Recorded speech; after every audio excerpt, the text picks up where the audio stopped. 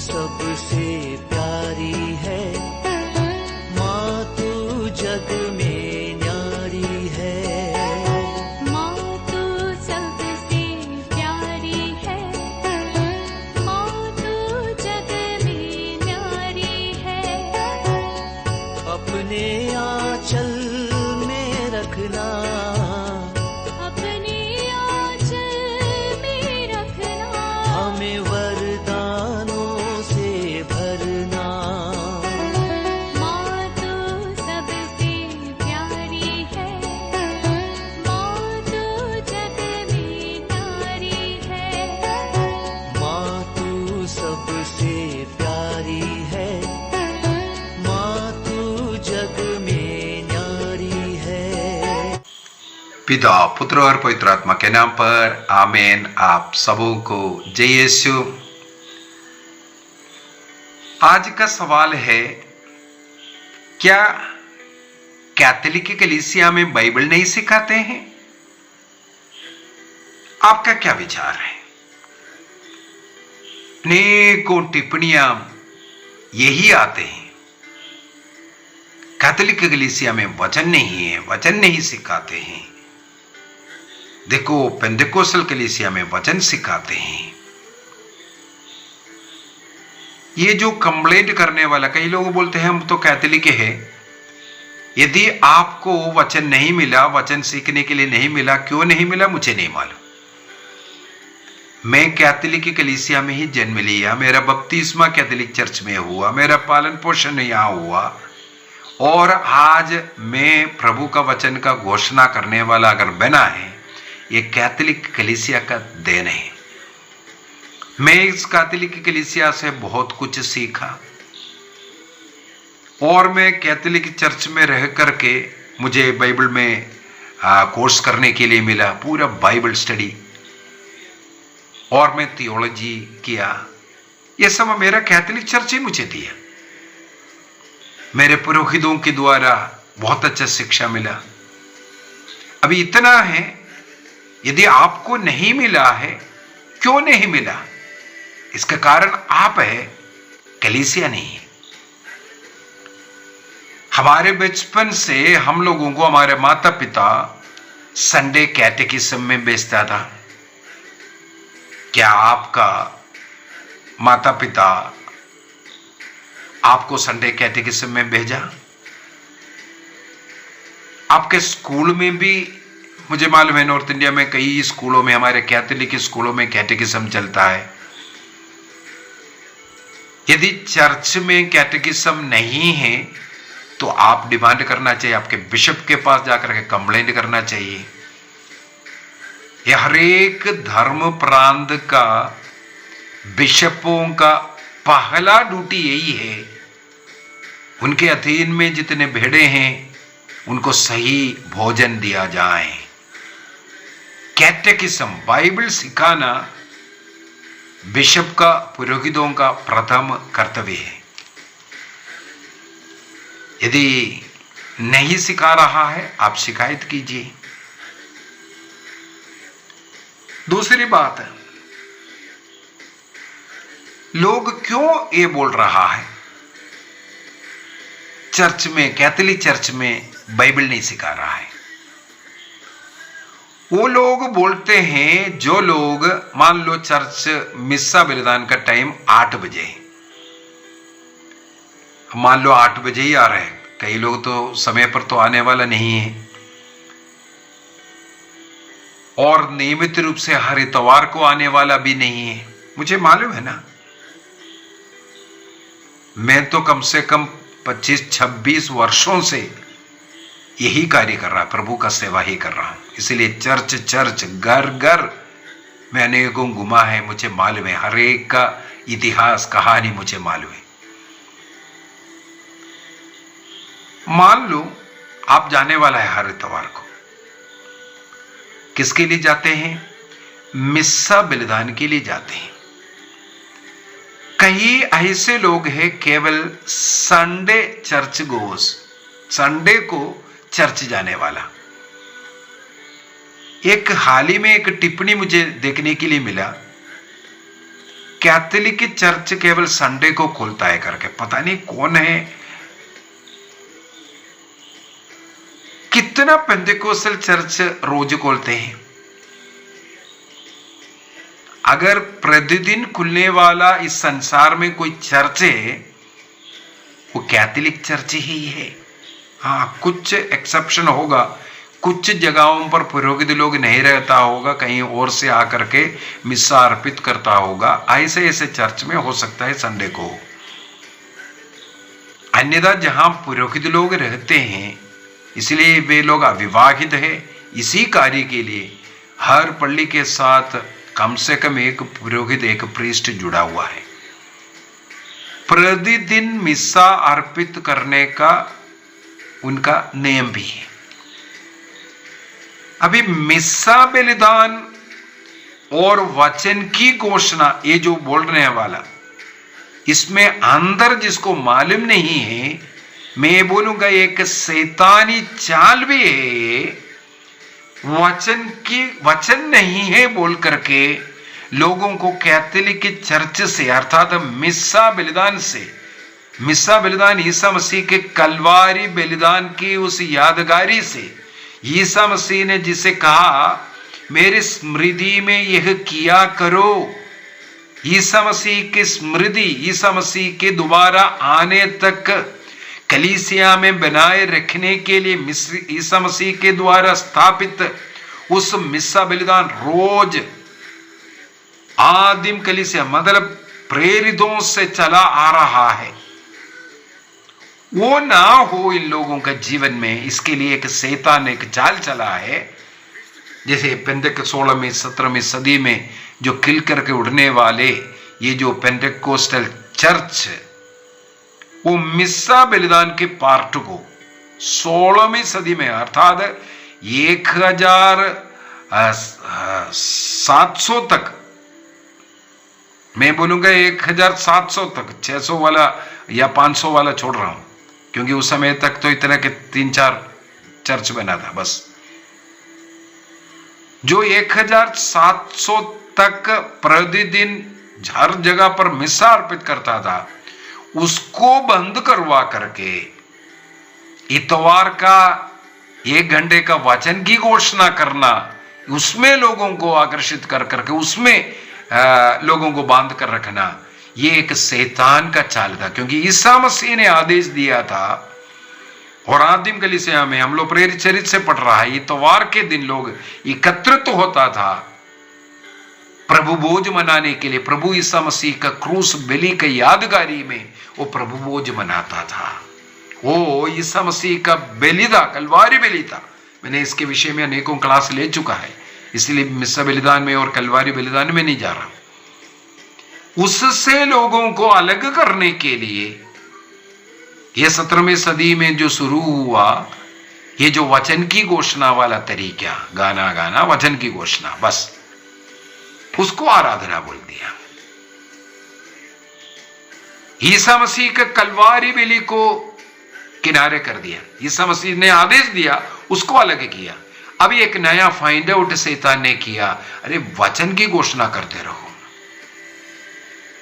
यदि मिस्सा बलिदान में भाग लेने का मतलब है वचन के अनुसार जीना, प्रभु का शरीर और रक्त को ग्रहण कर प्रभु के साथ जुड़े रहना। मैंने एक क्लास के अंदर मुझे याद है, केरल देश का मतलब हमारे भारत देश का आजादी की पहले की घटना है।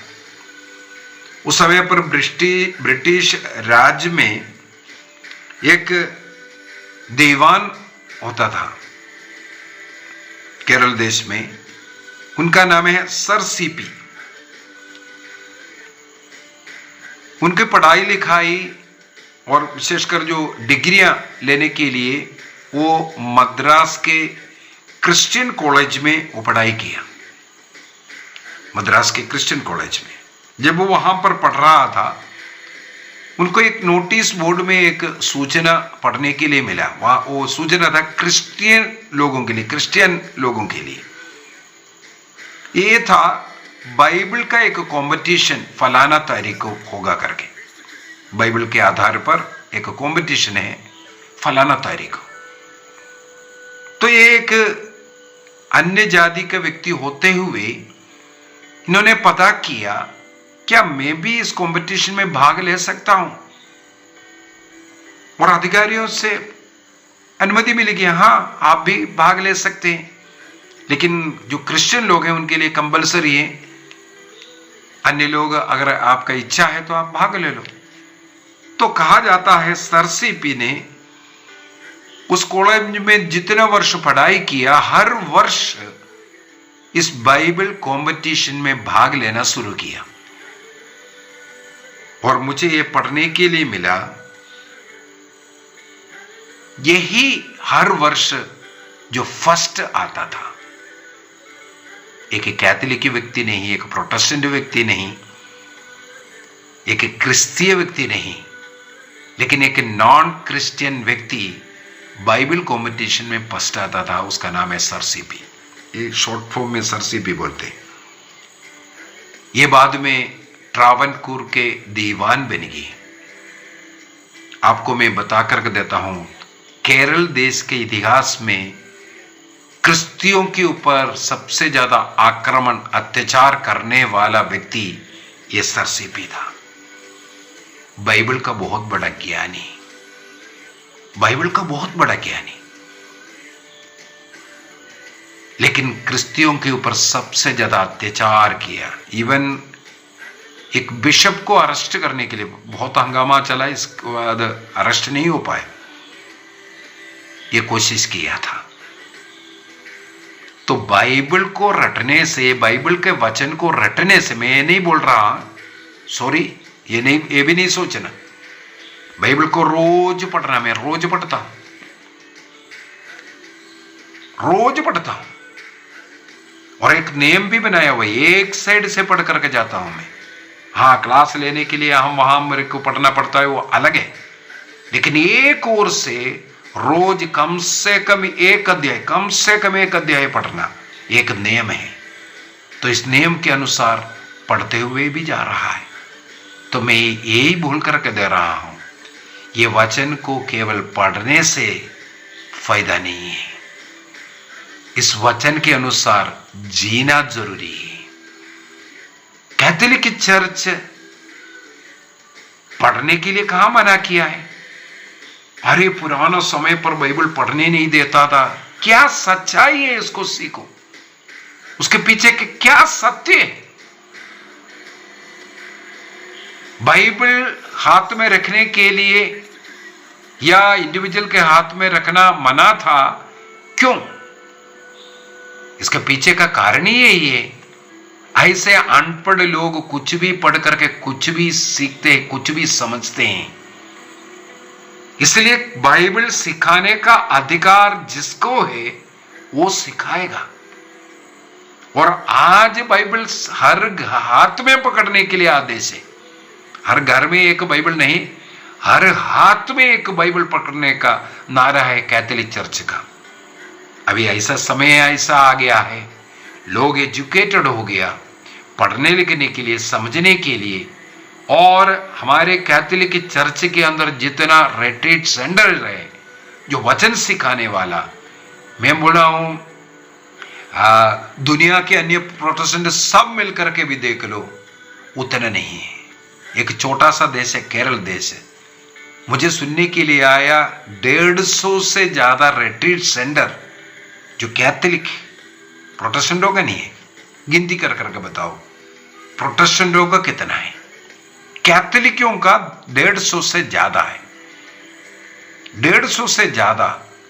और उनमें से मुख्य हमें मालूम है पोटा, मुरिंगूर, 6-7 लैंग्वेज में, भाषा में रोज वहां वचन की घोषणा चलता है। 7 भाषाओं में वहां रोज रिट्रीट चलता है, वहां रोज वचन की घोषणा। लोग कम से कम 5 दिन के लिए वहां जाकर के रहना है वचन सुनने का। पेंतिकोस्टल कलीसिया में एक जगह है तो बता दीजिए, ऐसा नहीं मिलेगा। हमारे पल्लियों में जो मिस्सा बलिदान है, मैंने उसका क्लास के अंदर बोला था, उसको 2 भाग में अगर करेंगे, पहला भाग जब भाग है वचन का भाग। वचनों को पढ़ना है, वो भी कैसे कैलेंडर बना हुआ है।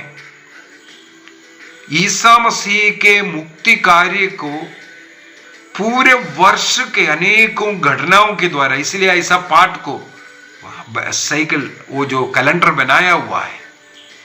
ईसा मसीह के जन्म से लेकर के स्वर्गारोहण, पवित्र आत्मा का आगमन, ये सब एक एक घटना के रूप में प्रतिदिन के इस पाठ के द्वारा केवल कैथोलिक चर्च के अंदर ये बना करके दे रहा है। अर्थात यदि कैथोलिक चर्च में प्रतिदिन यदि मिस्सा में भी आप भाग ले रहा है या उसके अनुसार आप पाठ पढ़ रहा है, तो आप हर वर्ष ईसा मसीह के पूरे जीवन को पढ़ता है, हर वर्ष। हाँ, बाइबल को एक साइड से पढ़ करके एक वर्ष में खत्म करने का मेरे ख्याल में प्रत्येक धर्म प्रांत में ये भी चलता है। हमारे जो व्हाट्सएप ग्रुप है उसके अंदर रोज चल रहा है, वचन का पाठ दे रहा है, उसको पढ़ करके रोज उसमें कंपटीशन चल रहा है। अनेकों ऐसा तरीके, मिस्सा बलिदान में थोड़ा बहुत है, ज्यादा पढ़ाने के लिए नहीं। 1 घंटे का वचन वहां अनुमति नहीं है, क्योंकि केवल वचन को ही नहीं, आगे भी है, एक भाग वचन का है, इसके बाद मिस्सा बलिदान का आगे शरीर रक्त का वो भाग। तो कैथोलिक चर्च के अंदर बाइबल नहीं पढ़ा रहा है ये बोलना गलत है। इसलिए मैंने गिनाया है, संडे कैटेकिज्म हो, स्कूल के कैटेकिज्म हो, या चर्च का प्रतिदिन के मिस्सा बलिदान में हो, या हमारे जो कैलेंडर जो बना हुआ है उसके अनुसार जो पाठ पढ़ करके हम लोग जाते उसके अनुसार हो।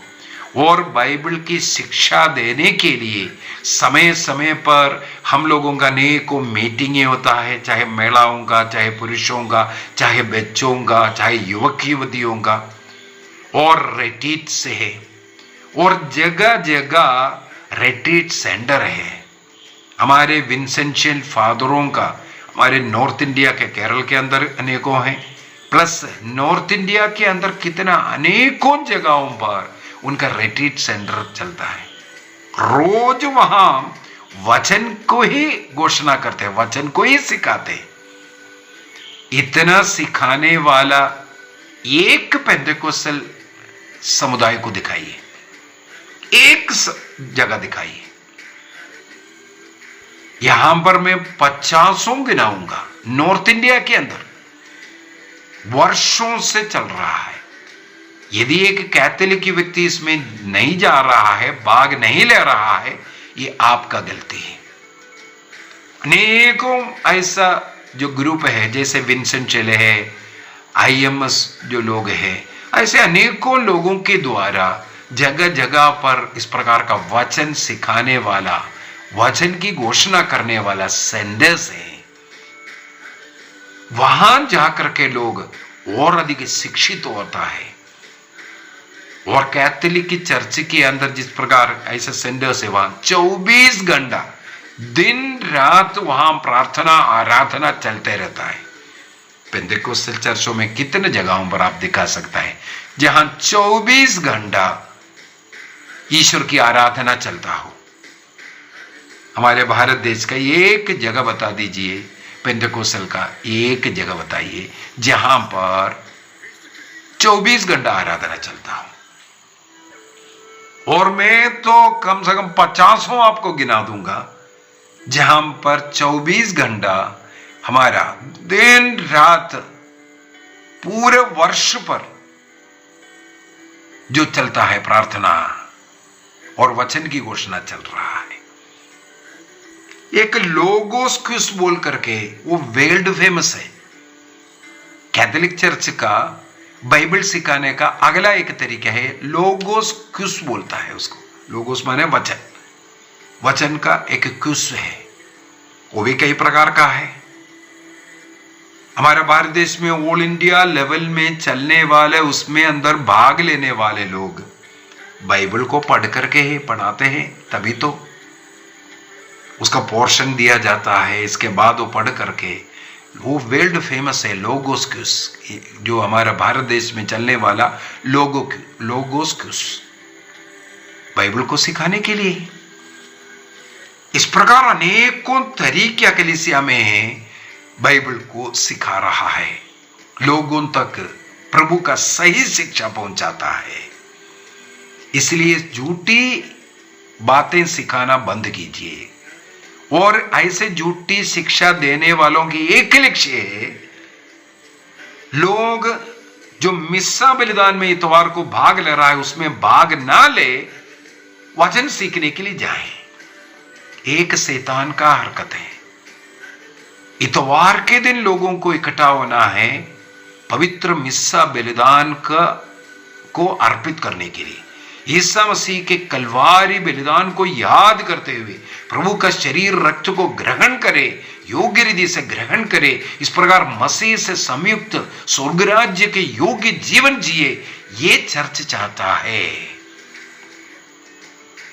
इसीलिए आपको एक बात और मैं बोल करके देता हूं, जैसे मैंने बोला है केरल में 150 से ज्यादा रिट्रीट सेंटर है।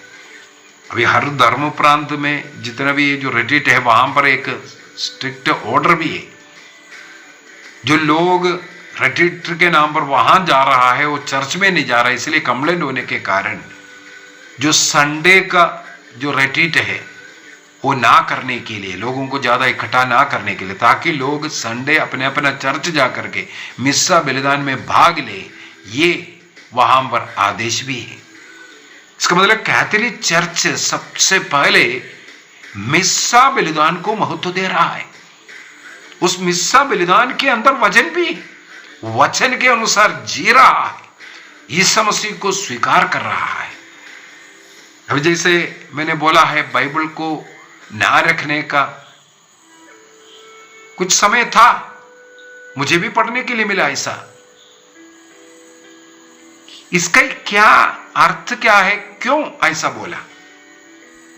चर्च के अंदर पहले कितने पढ़े लिखे लोग थे, और इस बाइबल की व्याख्या करने के लिए, समझने के लिए लोग सक्षम आज भी कितने लोग हैं? कई लोग बोलते हमें समझ में नहीं आ रहा है। अगर आपको समझ में नहीं आ रहा है, जब तक कलीसिया आपको नहीं सिखाएगा, आप इसको रख करके आप इसका दुरुपयोग मत कीजिए। और दूसरी बात है, ये बाइबल को प्रिंट करना कब से शुरू हुआ? पारिवारिक प्रार्थना एवं धर्म शिक्षा पुस्तक के अंदर बाइबल का पूरा इतिहास लिखा हुआ है। कब से, कैसे लिखना शुरू किया, कब इसमें अध्याय में विभाजित किया, कब इसमें वचन जो संख्या डालना शुरू किया, और कब बाइबल को प्रिंट करना शुरू किया। तो कैथोलिक चर्च बाइबल आज सबके हाथ में होने के लिए बोल रहा है। यदि पहले मना किया है तो इसके पीछे का कारण यही है, लोग इसका दुरुपयोग कर रहा है, गलत शिक्षा देना शुरू किया, गलत शिक्षा दे रहा है। आज हर घर प्रोटेस्टेंट कलीसिया क्यों बना है? घर का कलीसिया बोलता है। अरे प्रेरित चरित्र में फलाना मार्कुस के घर में कलीसिया, क्यों मार्कुस के घर में कलीसिया था? उस समय पर अन्य चर्च नहीं था। सिनेगोग में जाकर के मिस्सा बलिदान अर्पित नहीं कर सकता, यरूशलेम मंदिर जाकर के अर्पित नहीं कर सकता।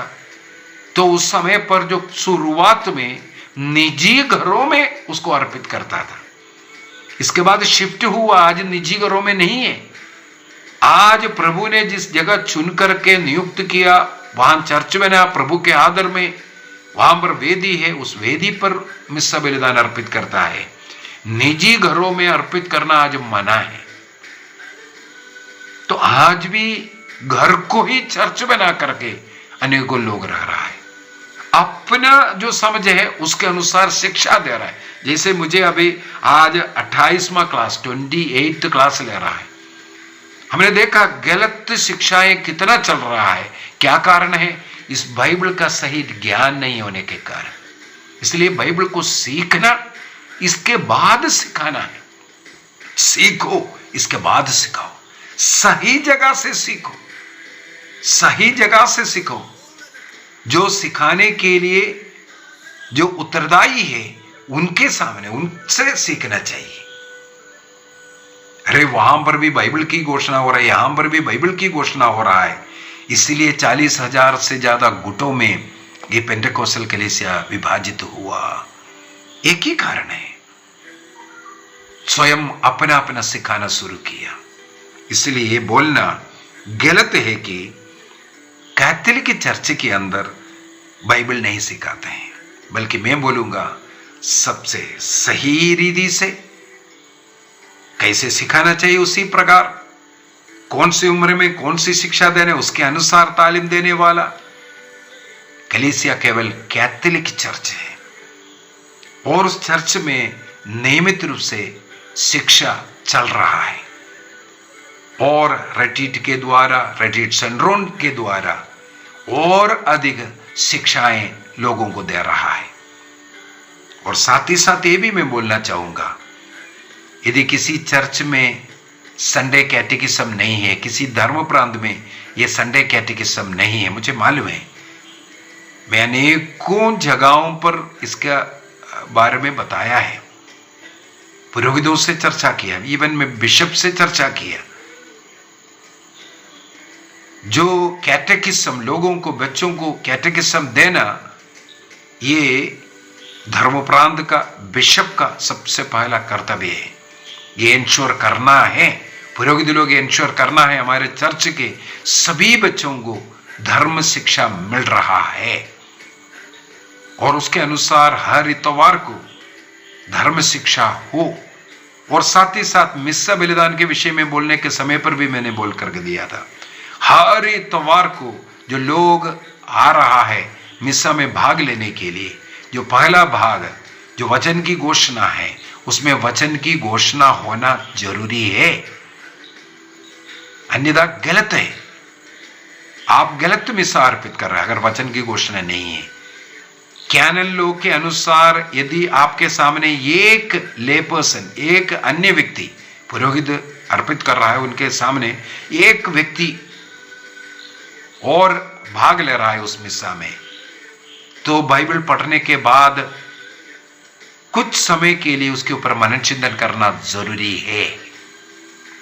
ये डेली मिस्सा में भी, रोज के मिस्सा में भी कुछ समय 1-2 मिनट उस वचन के आधार पर कुछ बोल करके देना उनके लिए नियम है। कैनन लॉ उसके अनुसार ये सिखाते हैं। आइए हम अपनी आंखें बंद करें। प्रभु को धन्यवाद दीजिए हमारे कलीसिया के लिए, हमारे पुरोहितों, धर्म भवनों, हमारे कलीसिया के सारे शिक्षकों को, धर्म शिक्षकों को समर्पित करें, उनके लिए धन्यवाद दें।